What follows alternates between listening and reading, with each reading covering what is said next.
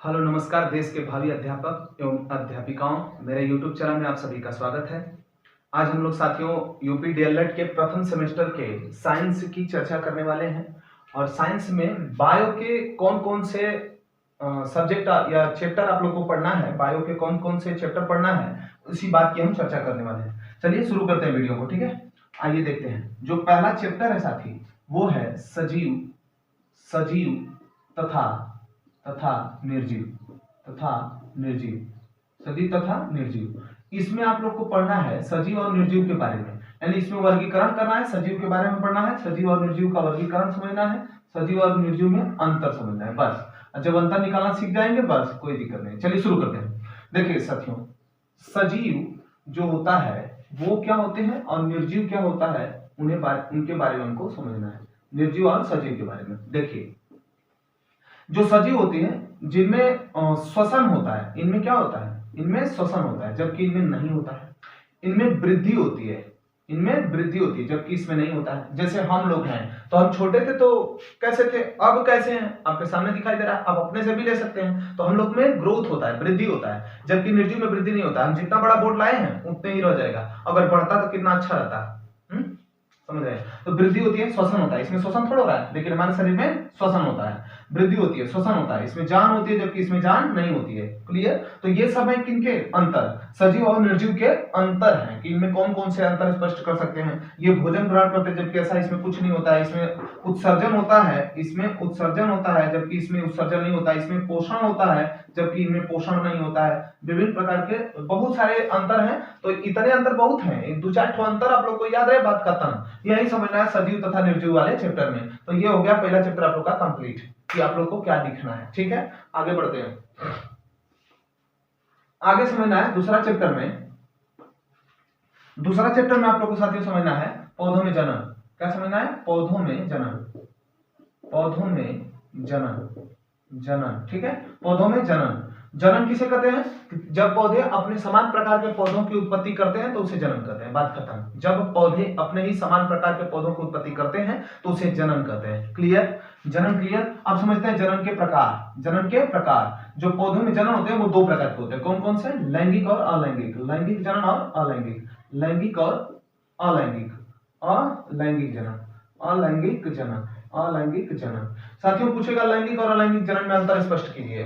तो शुरू करते हैं, पहले लैंगिक जनन को समझते हैं। लैंगिक जनन क्या होता है, इसमें कायिक द्वारा जनन होता है। कायिक मतलब क्या होता है साथियों, कायिक द्वारा जनन होता है। कायिक का मतलब होता है शरीर, कायिक का मतलब क्या होता है, शरीर से, उनके शरीर के किसी भी अंग। जैसे ब्रायोफिलम मोस्ट इंपॉर्टेंट है ब्रायोफिलम आप लोग का। ठीक है, ब्रायोफिलम जो ब्रायोफिलम पौधा है, इसमें किसके द्वारा जनन होता है साथी, तो पत्ती के द्वारा जनन होता है। किसके द्वारा होता है, पत्तियों के द्वारा। तो क्वेश्चन पूछेगा कि पत्तियों के द्वारा, निम्नलिखित में से पत्तियों के द्वारा किस पौधे में जनन होता है, तो ब्रायोफिलम में पत्तियों के द्वारा जनन होता है। तो पत्ती क्या है, किसी पौधे का कायिक ही तो है, अंग ही तो है, इसके द्वारा जनन हो रहा है। जैसे आलू हो गया, उसके तने के द्वारा होता है। जैसे गुलाब का पौधा हो गया, गुलाब के पौधे को अगर काट करके किसी जगह लगाते हैं तो दूसरा गुलाब का पौधा निर्मित हो जाता है, उत्पत्ति हो जाती है, तो वो हो गया तने के द्वारा। ठीक है, क्लियर हो गया। आप समझते हैं लैंगिक जनन को। लैंगिक जनन किसे कहते हैं, तो जब किसी पौधे में पुष्प के द्वारा यानी कि बीजों के द्वारा जनन होता है तो उसे लैंगिक जनन कहते हैं। अब लैंगिक जनन होता है तो पुष्प में जो लैंगिक जनन होता है उनमें दो भाग होते हैं, एक तो नर भाग होता है, एक मादा भाग होता है। कौन कौन से नर और कौन कौन से मादा भाग होते हैं, इसमें कौन कौन भाग होते हैं, पुष्प के भाग के बारे में समझाने जा रहे हैं। ठीक है, तो नर तथा मादा के संयोग से क्या होता है, लैंगिक जनन होता है। तो पुष्पों के द्वारा जब जनन होगा तो लैंगिक जनन, और जब कायिक द्वारा जनन होगा तो वो अलैंगिक जनन। क्लियर। इसके बाद हम समझते हैं पुष्पों के द्वारा जो जनन होता है उसके बारे में। ठीक है, तो पुष्पों के द्वारा जो जनन होता है उसके बारे में शुरू करते हैं। तो पुष्प के भाग समझते हैं। कौन सा समझते हैं, पुष्प के भाग। ठीक है, पुष्प के भाग समझते हैं। देखिए साथियों, जो पुष्प के भाग होते हैं, सबसे पहले ये जो पत्ती लगी रहती है पुष्प के नीचे से देखे होंगे, हरी हरी पत्ती लगी रहती है, तो ये जो पत्ती लगी रहती है ये होती है बाह्यदल। क्या होता है, बाह्यदल। ठीक है, बाह्यदल, ये होता है बाह्यदल। इसके बाद में ऊपर स्टेप जाते हैं, तो ये जो खिला हुआ गुलाब, जैसे कोई फूल खिला हुआ, पुष्प खिला हुआ है, तो पुष्प का जो ये खिला हुआ भाग दिखाई दे रहा है ये होता है पंखुड़ी। क्या होता है, पंखुड़ियां। ठीक है, पुष्प का खिला हुआ भाग क्या होता है साथियों, पंखुड़ियां होती हैं। इसके बाद अंदर चलते हैं, ये जो तंतु की तरह दिखाई देता है इसे कहते हैं पुतंतु। क्या कहते हैं, पुतंतु, ये है पुतंतु। इसके बाद ये जो है ये पुतंतु है, ये टोटल का टोटल हिस्सा किसका है, पुंकेसर का। किसका है साथियों, तो पुंकेसर का। ये पूरा भाग इसको बोलते हैं पुंकेसर, ठीक है, पूरे भाग को क्या कहते हैं, पुंकेसर। अब यही है नर भाग, यही क्या है, नर भाग। तो पुष्प का नर भाग क्या कहलाता है, पुंकेसर कहलाता है। क्लियर। अब पुष्प का जो नर भाग है उसके सबसे, देखिए हम कहें पुंकेसर क्या है, ये टोटल हिस्सा इसका पुंकेसर कहलाता है।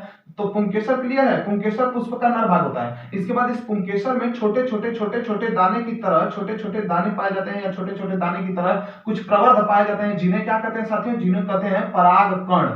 परागकण कहते हैं, क्या कहते हैं साथियों, याद रखिएगा, परागकण कहते हैं। देखिए परागकण अलग चीज है, परागण अलग चीज है, ठीक है, परागकण कहते हैं, परागकण कहते हैं। क्लियर है।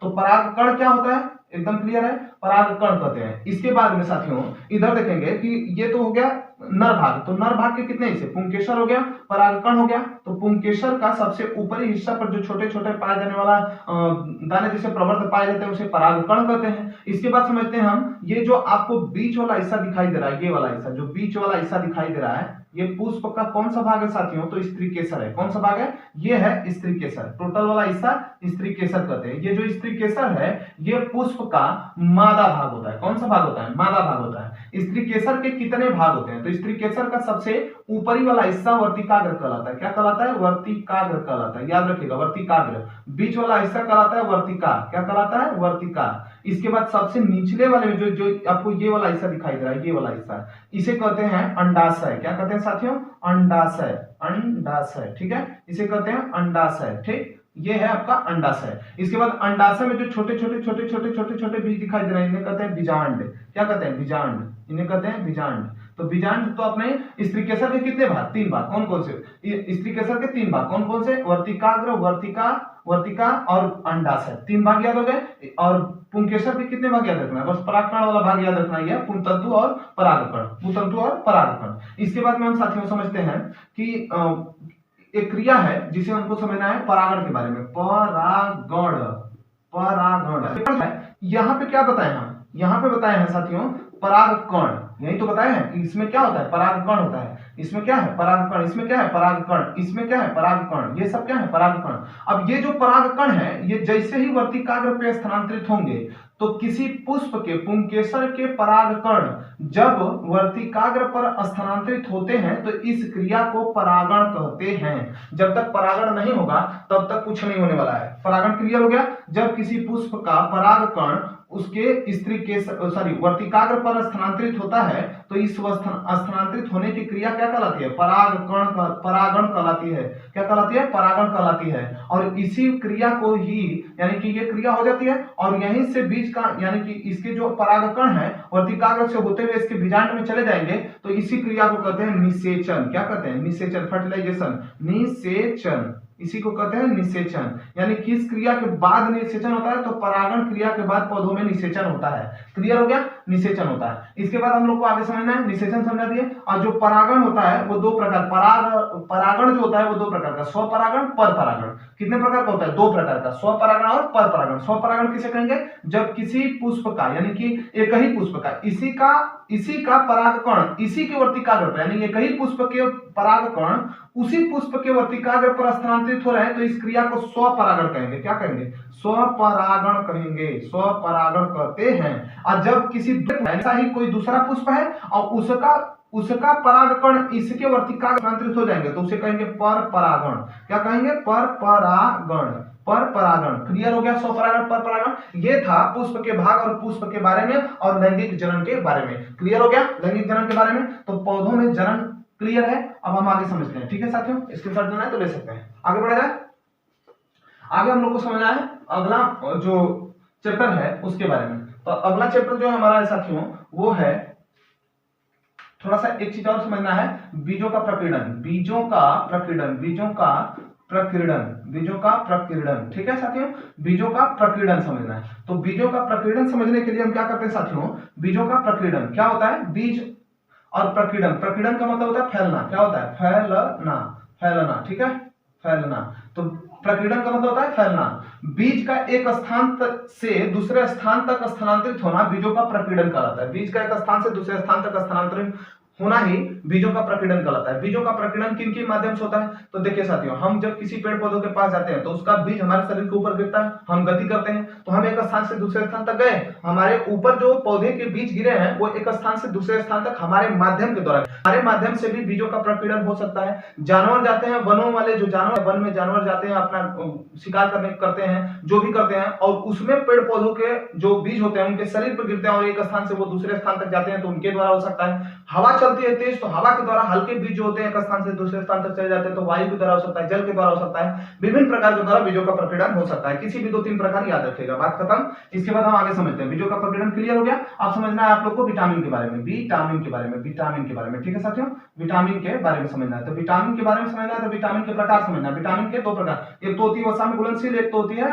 वसा में और जल में घुलनशील। जल में घुलनशील, तो जल में घुलनशील कौन कौन से होते हैं? बी एंड सी होती है, बी एंड सी, और इसमें ए डी ई के होती है। ठीक है, यही 4 है। तो टोटल विटामिन का 6 गो, 4 गो किसमें होती है? वसा में, और 2 गो किसमें होती है? जल में। मोस्ट इंपॉर्टेंट पूछा था क्वेश्चन कि जल में घुलनशील विटामिन कौन कौन सी होती है? तो जल में घुलनशील विटामिन जो होती है सी होती है। इसके बाद जो क्वेश्चन आता है, ये क्वेश्चन आता है कि इसका जो विटामिन सी की कमी से कौन सा रोग होता है? तो स्कर्वी रोग होता है, आपको पता है, स्कर्वी रोग, विटामिन सी की कमी से स्कर्वी रोग। ये क्वेश्चन भी पूछा है राजन के, देख लीजिएगा, राजन सीरीज के 2015, राजन सीरीज में दिया हुआ है, 2015 में क्वेश्चन पूछा हुआ था कि स्कर्वी रोग के लक्षण क्या है? तो मसूड़ों से खून आना स्कर्वी रोग के लक्षण है। जो मसूड़ों से खून आने लगते हैं ना, वो स्कर्वी रोग के लक्षण होते हैं। तो याद हो गया, स्कर्वी रोग किसकी कमी से होता है? विटामिन सी की कमी से। इसका नाम भी है स्कर्विक एसिड, आप लोगों को पता है, स्कर्वी कम या स्कर्विक एसिड किसको बोलते हैं? स्कर्वी रोग इसी की कमी से होता है। इसके बाद आप लोग को नाम थोड़ा पूछेगा, रेटिनॉल, इन नाम नहीं पूछेगा, कमी से रतौंधी होता है, रिकेट्स होता है, इसके बाद सूखा रोग होता है, इसके बाद रक्त थक्का नहीं जमता है, बेरी बेरी रोग होता है।